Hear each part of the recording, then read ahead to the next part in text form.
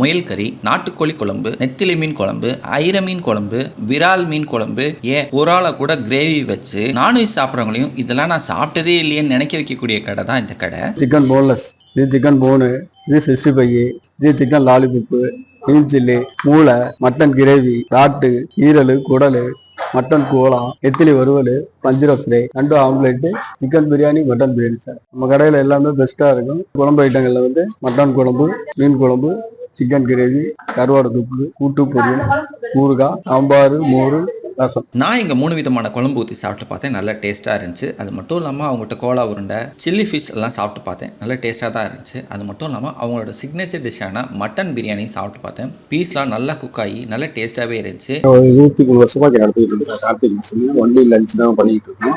குடும்பத்தோட சாப்பிட்றதுக்கு AC dining இருக்கு, நான்ஏசி டைனிங் இருக்கு. இந்த கடை 23 வருஷமா சக்ஸஸ்ஃபுல்லாக இருக்குன்னா அதுக்கு காரணம் காசு சம்பாதிக்கணும் அப்படிங்கிறத தாண்டி தன் கிட்ட வர கஸ்டமர் நல்ல டேஸ்டான உணவு சாப்பிடணும் அப்படின்னு நினைக்கிறனால தான்.